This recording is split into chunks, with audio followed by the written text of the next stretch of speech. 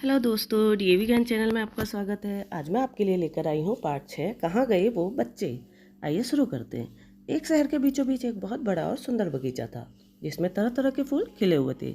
इस बगीचे में बहुत से सुंदर वृक्ष थे, जिस पर अनेक पक्षियों के घोंसले थे। इन्हीं पेड़ों के बीच एक बहुत बड़ा पीपल का वृक्ष था, जो बहुत साल पुराना था। यह बूढ़ा पीपल का पेड़ अक्सर उदास रहता था। उसी के पास एक बड़ा सा बरगद का पेड़ भी था। बरगद का पेड़ जब भी पीपल के पेड़ को उदास देखता तो परेशान हो जाता। एक दिन उसने हिम्मत करके पीपल के पेड़ से उसकी उदासी का कारण पूछ ही लिया।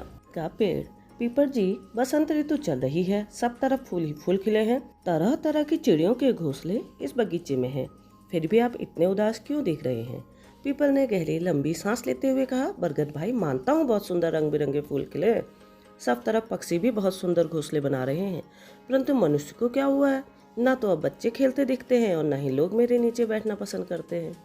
तो बच्चों, यहाँ पर आप देख रहे हैं पीपल और बरगद आपस में क्या बातें कर रहे हैं। उनका मानना है कि आधुनिक तकनीकी के युग में सभी बच्चे और मनुष्य अपने अपने संसाधनों के बीच इतने व्यस्त हो गए हैं कि अब उनका प्रकृति से लगाव छूटता जा रहा है, और इसीलिए वह दोनों आज आपस में बातें करते हुए दुख व्यक्त कर रहे हैं।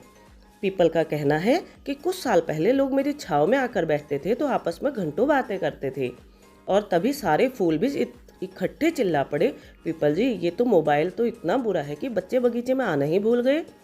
मंगू, जो अपने 5 छोटे छोटे बच्चों के साथ पीपल के पेड़ के नीचे सुस्ता रही थी, तुरंत खड़ी हो गई।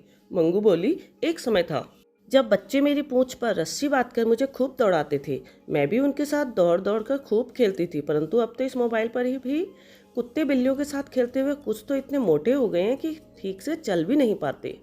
पीपल का पेड़, क्या हो गया है मनुष्य को? यह तो ऐसा न था।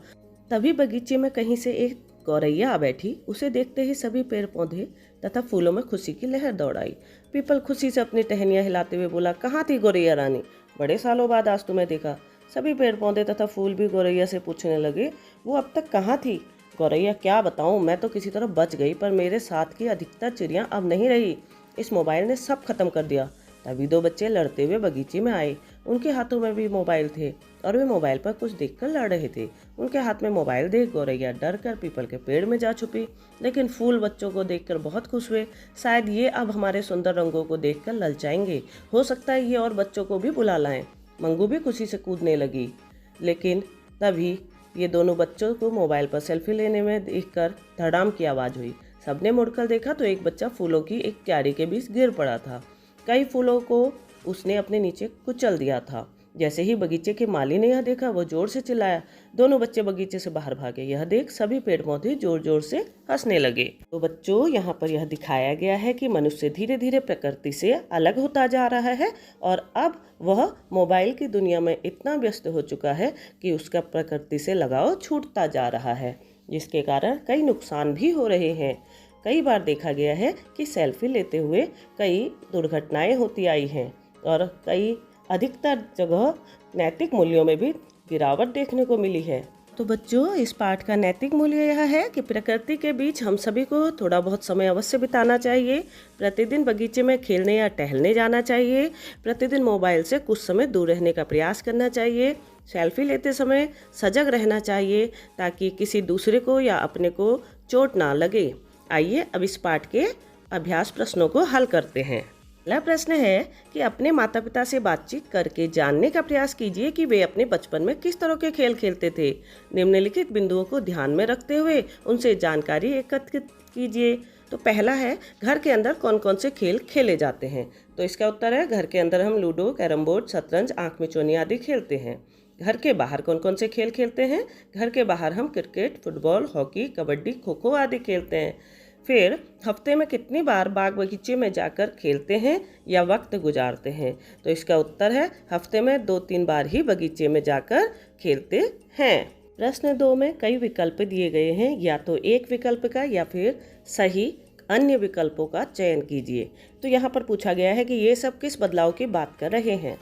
मनुष्य आलसी हो गया है, मनुष्य प्रकृति से दूर हो गया है, मनुष्य का पेड़ पौधे फूल पसंद नहीं रहे हैं, मनुष्य का जीवन जीने का तरीका बदल गया है। तो इसमें दूसरा, तीसरा, चौथा तीनों ही ऑप्शन सही हो जाएंगे। मनुष्य प्रकृति से भी दूर हो गया है। मनुष्य को अब पेड़ पौधे फूल पसंद नहीं आ रहे हैं। मनुष्य का जीवन जीने का तरीका भी बदल गया है। अब हम हमारे ख ऑप्शन देखते हैं। इस बदलाव का मुख्य कारण क्या है? तो इसका उत्तर हो जाएगा तीसरा, टेक्नोलॉजी की लोकप्रियता बढ़ रही है, और चौथा, टेक्नोलॉजी के क्षेत्र में तेजी से विकास हो रहा है। ये दोनों ही इसके उत्तर सही हो जाएंगे। फिर ग, इसमें आपका तीसरा वाला उत्तर सही हो जाएगा कि मनुष्य अकेला होता जा रहा है। प्रश्न 3 में, आपका मित्र हर समय मोबाइल पर खेल खेलता रहता है। आप जब भी उसे खेलने के लिए बुलाते हैं तो वह घर के बाहर खेलने जाने के लिए मना कर देता है। इसलिए उसे बाहर खेलने के महत्व और मोबाइल से होने वाले नुकसानों के बारे में समझाने के लिए एक पोस्टर बनाना है। तो वह पोस्टर या चित्र हम यहाँ पर बनाएंगे। ठीक है। प्रश्न 4 है, तकनीकी उन्नति ने संसार को छोटा पर मनुष्य को अकेला कर दिया है। नैतिक मूल्यों में भी गिरावट देखने को मिली है।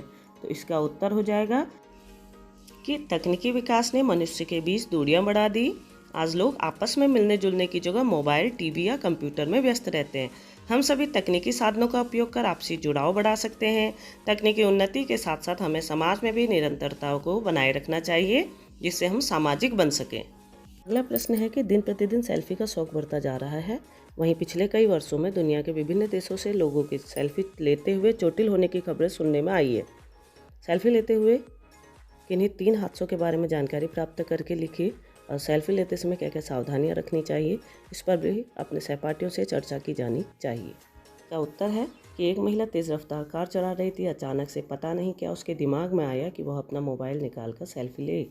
उसकी नज़र सामने से कुछ सेकंड के लिए हटी और तेज़ रफ्तार कार एक ट्रक में जा भिड़ी और महिला की मौके पर ही मौत हो गई।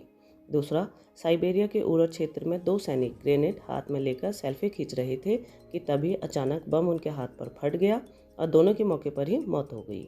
तीसरा, चिड़ियाघर में सेल्फी लेने के चक्कर में बाघ का शिकार हुआ युवक। तो इस तरह से हमें मोबाइल से सेल्फी लेते समय ध्यान रखना चाहिए। आइए अब कुछ सावधानियों के बारे में जानते हैं जो कि हमें सेल्फी लेते समय अवश्य ध्यान में रखनी चाहिए। रेल पटरी, हाथ में बंदूक थामे या किसी खतरनाक जानवर के साथ सेल्फी ना लें। पानी के बीचों बीच, नाव में, सीढ़ियों पर, सड़क के बीच में सेल्फी लेने से बचें। चलते हुए सड़क पर सेल्फी ना लें। किसी भी एक खतरे वाली जगह पर सेल्फी ना लें जहां से गिरने या चोट लगने का डर हो। मैं आशा करती हूँ कि इस पाठ को समझने के लिए मेरी यह वीडियो अवश्य सहायता देगी। फिर मिलते हैं एक नई वीडियो में एक नए पाठ के साथ। तब तक के लिए नमस्कार।